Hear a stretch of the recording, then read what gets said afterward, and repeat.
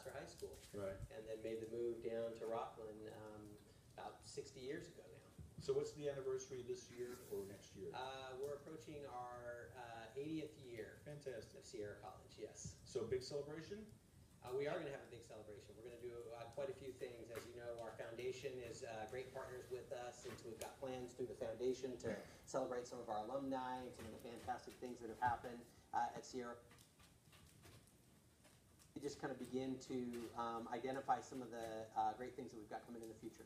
Now, some of the things that have happened in the past, and we want to mention that we're very happy when we can cover something at Sierra College because there's always good news there. Wells Fargo, $100,000 foundation for foster kids. Absolutely. Still going strong. Absolutely. Wells has been a fantastic partner. They've been very good donors to the foundation, and we appreciate their partnership. You have sports scholarships every year. It's got to be in the millions for a phenomenal widespread panoply of sports going everywhere from football to water polo, and you have the state championship titles to prove it. We do, absolutely. Our athletic programs have been hugely successful, and you know, I'm most proud of those scholarships because we have student athletes at Sierra College, and they are students and they succeed in the classroom. So if they can get a scholarship, and we transfer anywhere from 40 to 50 to 60 a year who are getting scholarships to go and compete at a 4-year and work on that advanced degree. A well-respected institution. Your campuses go from here all the way up to Lake Tahoe. And we are just one of many systems that carry your classes via our cable so that people can tune in, take a class, get credit for it. It's a long-distance learning program. Must be doing very, very well. It is doing very well. Our enrollments in distance learning are probably the highest in any of our classes. Those classes fill up first when we offer them. And so it's something that I think our students want, and it's something that we're doing more and more of. And we also want to mention that one of your stars on those series of shows, Professor Dan Defoe, he sits in that chair very often because we plug some of the many interests he has, and he's always got something good to say about Sierra College. Absolutely. He's, I think, well loved at Sierra College. I think he's won Best Teacher of the Year for a couple of years in a row, at least. A number of times. Our students love him. So here's now the new victory that Sierra College has. It's celebrating its new nursing village. There was a ribbon-cutting ceremony. We're going to show you pictures of that now. And we'll let President Willy Duncan tell us about some of the things going on there. There you are addressing a room full of people with the good news. Absolutely. We had a fantastic turnout for our groundbreaking, and I did get to share with them some of the history of the program and really the significance of what we were doing by beginning to create a program in partnership with Sac State. That's Kim Pruitt with Congresswoman McClintock's office, and she was there to present a proclamation from the congressman to our nursing program. Really greatly appreciated her support. Now we got to mention to people, the guy in the bed in the back, I think that's probably a demonstration dummy. We had to mention it because when I saw it, I said, I left something wrong in there. Yes, you're exactly right. That's Christine Rydell with Senator Nielsen's office, and she also is presenting something to us for our nursing program. And as you can tell, we've enjoyed some great support from our elected officials. And this gentleman? That's David Nelson, and David works for former Senator George Runner on the State Board of Equalization, and David himself is a former Sierra College student, an alumni, and was a student trustee and a student body president at Sierra College. That's great. And now he's a supporter of the college. Must make you very proud. It makes me very, very proud. And that is Jeff Short representing Assemblywoman Beth Gaines and also giving us a proclamation. So as you can see, we were wealthy with support from our elected officials. And there we are doing the groundbreaking. Rockland Chamber was a partner with us on that. You can see some of them there. Our trustees are there. And we were cutting the ribbon right there to open up our new nursing village. I think it was, you said in your press release, thanks to Robin Trimble with the chamber, she's the CEO, you were able to borrow the big pair of scissors. That's right. Robin brought the big pair of scissors for us, and those are real scissors, so I had to be very careful. And those are the representatives of the various folks in office who honored Sierra College for all the great things they do. Absolutely. I think this is the last picture, but one thing I was a little bit curious about was in your release. Thank you, Rob. In this release, you make it clear that the nursing program was located in Roseville because you have many campuses spread out over Placer County. Correct. Why did you decide that you wanted to bring it back to the Rockland campus? Sure. We had reasons for that. One, we've been at the Roseville Gateway campus for a number of years, and our lease was getting ready to end at Roseville Gateway at the end of this year. And so we decided nursing is a tough program to move.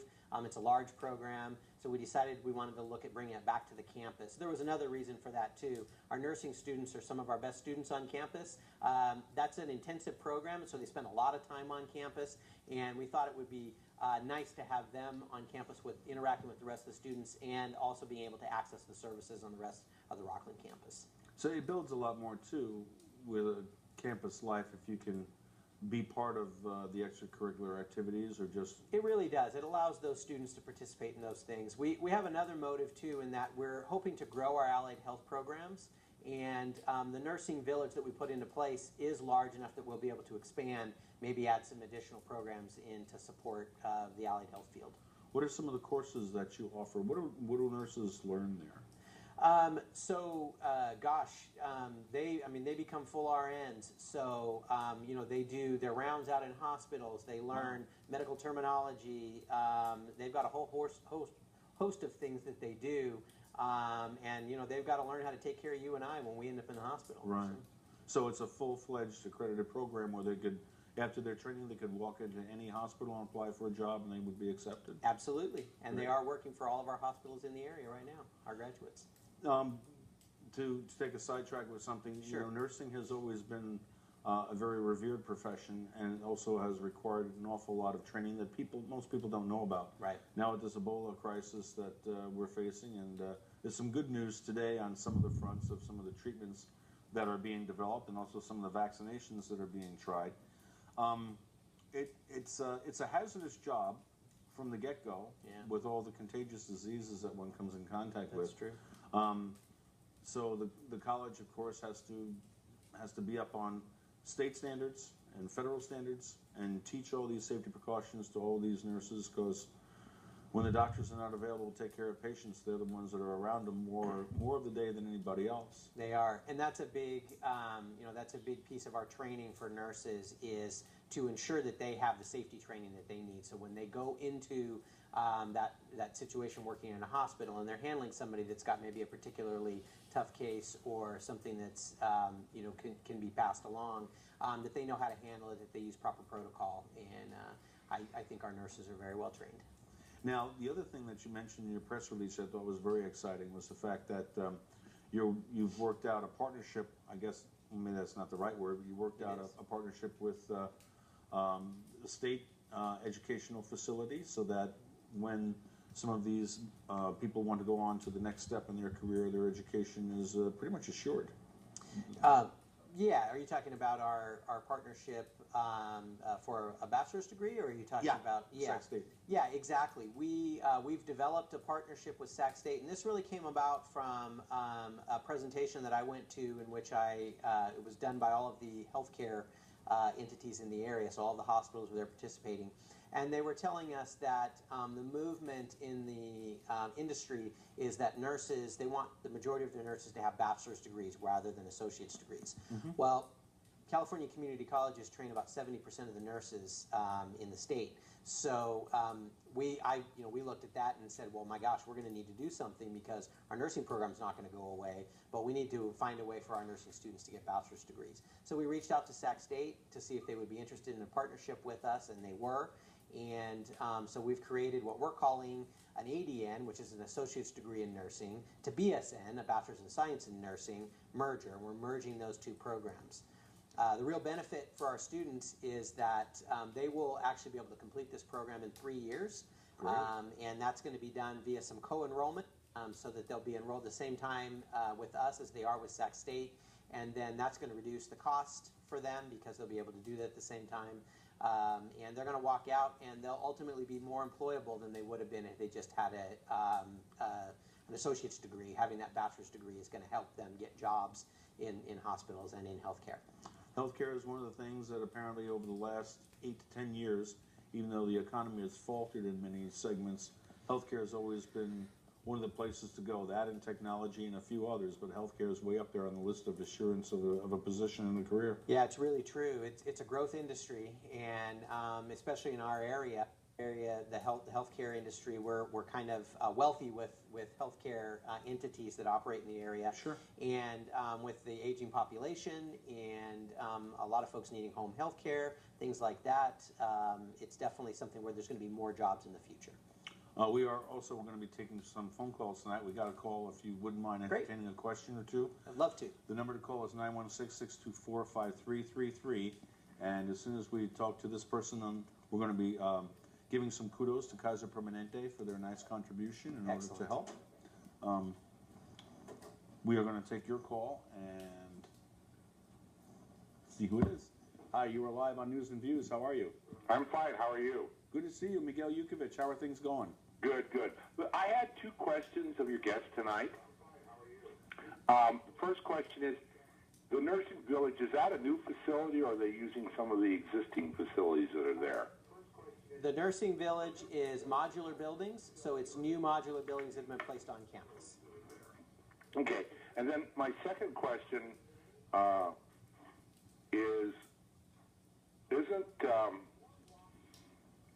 to be an RN now, registered nurse, it used to be a 4-year BA many years ago, but that's been changed, isn't it? Now they are RNs after your 2-year program? Correct. Yeah.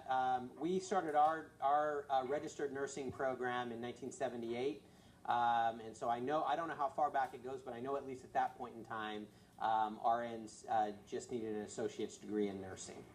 Right, and that's what, I mean, the friend of mine just retired as a nurse, and the big difference between the 2-year program and the 4-year program is basically, in order to be a supervisor administrator, you need the BA, but the bedside services are provided by the RNs with a 2-year degree, or they can be. Yes, exactly. I agree with you. And I think the interesting trend, though, is that the healthcare industry is pushing towards wanting more of their nurses to have a bachelor's degree.